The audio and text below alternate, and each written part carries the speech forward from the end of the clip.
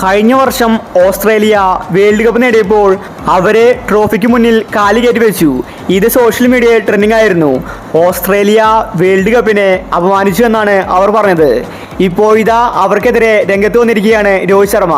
Rohit Sharma world cup നേടിയപ്പോൾ ചെയ്ത കാര്യമാണ് ഇപ്പോൾ സോഷ്യൽ മീഡിയയിൽ ട്രെൻഡിംഗ് ആയിരിക്കുന്നത്. ഓസ്ട്രേലിയൻ ടീമിനെ മര്യാദ പഠിപ്പിച്ചിരിക്കുകയാണ് രോഹിത് ശർമ്മ. രോഹിതിന്റെ റിവെഞ്ച് വൈറലായിരിക്കുകയാണ്. ഇതിനെക്കുറിച്ചാണ് നമ്മൾ ഇന്നത്തെ വീഡിയോയിൽ നോക്കുന്നത്. ഇത്തരം ക്രിക്കറ്റ് ന്യൂസിന് വേണ്ടി ഈ ചാനൽ മറക്കാതെ സബ്സ്ക്രൈബ് ചെയ്യൂ. ഒരുപാട് വർഷങ്ങൾക്ക് ശേഷമാണ് ഇന്ത്യ വേൾഡ് കപ്പ് നേടിയത്. അതുകൊണ്ട് എല്ലാവരും സന്തോഷത്തിലായിരുന്നു. രോഹിത് ശർമ്മ ഒരുപാട് കഷ്ടപ്പെട്ടിട്ടുണ്ട്. എന്നിട്ടാണ് ഇന്ത്യക്ക് വിജയം നേടിത്തന്നത്.